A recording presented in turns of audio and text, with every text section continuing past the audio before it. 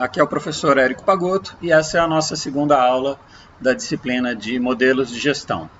Na aula de hoje a gente vai falar sobre tomada de decisão e mudança organizacional. Vocês podem acompanhar pelos slides que eu estou trazendo aqui como pano de fundo para a gente, ou então pelo segundo capítulo do nosso livro.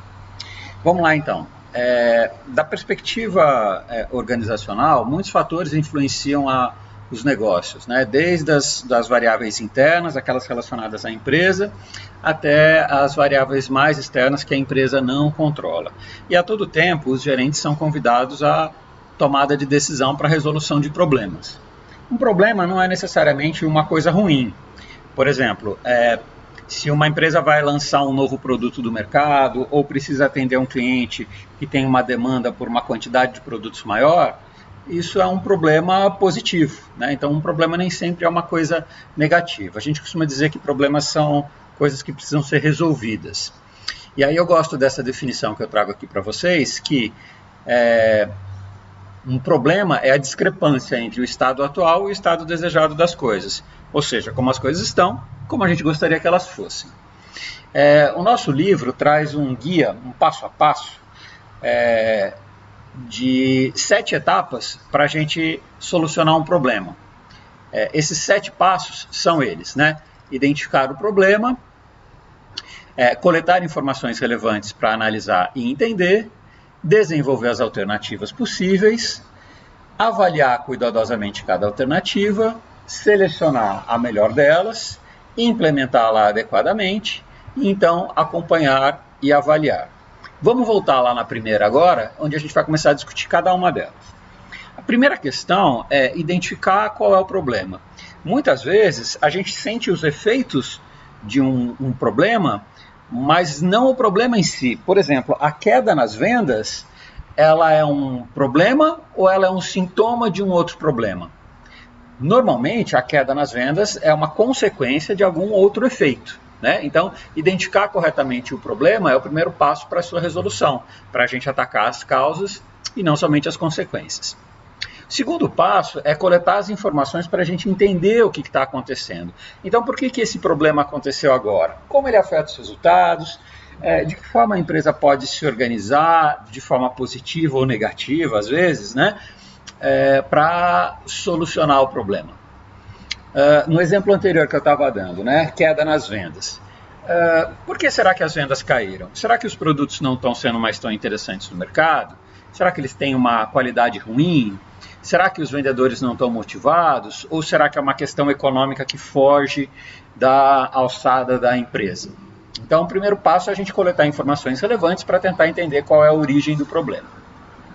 Em seguida, desenvolver alternativas da forma mais ampla possível, geralmente através de brainstorming, através de uma análise dedicada dos dados, né?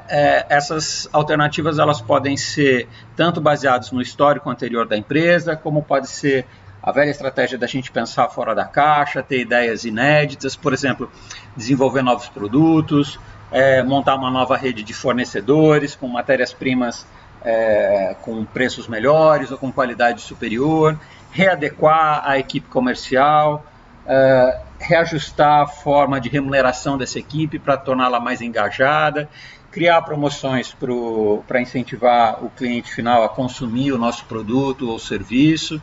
A ideia é pensar o mais amplo possível, porque aí depois, numa quarta etapa, a gente vai avaliar cada uma das alternativas do ponto de vista de custo-benefício e então fazer a seleção da alternativa que nos pareça mais razoável, que pareça mais capaz de endereçar as causas dos problemas, né? Por fim, então, a gente faz a seleção da alternativa que nos pareça melhor. Não tem uma fórmula mágica para a gente fazer esse processo de decisão. Normalmente a gente vai por eliminação, descartando aquelas que são menos prováveis de darem certo, ou mais difíceis de serem executadas, ou mais caras. Enfim, a gente vai por eliminação até chegar na alternativa que nos pareça mais razoável, né, para resolver o problema. E aí implementar adequadamente essa solução proposta. Pensando lá naquele problema da queda das vendas, então, como é que a gente poderia fazer? A gente poderia Por exemplo, trocar os produtos do nosso portfólio por produtos mais atualizados e mais interessantes para os clientes. Trabalhar os 4 P's, né? Produto, preço, praça e promoção. Mudar as configurações do produto ou da sua comercialização, ajustar a equipe de vendas, enfim, né? Tomar as decisões que nos pareçam mais adequadas para o atingimento daquele objetivo que vai solucionar o problema. E nesse processo é importante a gente responsabilizar as pessoas implicadas no processo, então o gerente comercial, gerente de marketing, gerente de produção e assim por diante, de forma que cada pessoa envolvida na solução do problema esteja realmente comprometida com a sua solução.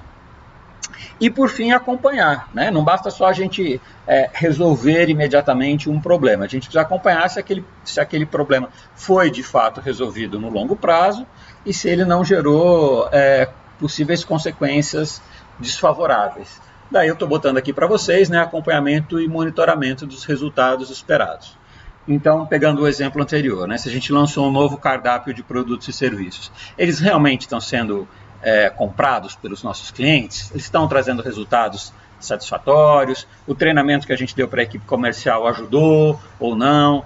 A forma de remuneração variável adotada para a equipe de vendas foi positiva ou não? E a partir do acompanhamento desses resultados, a gente toma novas decisões. Se as decisões foram acertadas, ótimo, muito bem.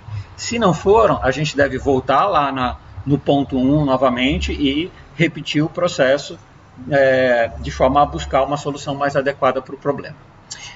Eu vou encerrar esse vídeo aqui e na sequência a gente fala um pouquinho mais sobre o papel dos gestores. Até mais!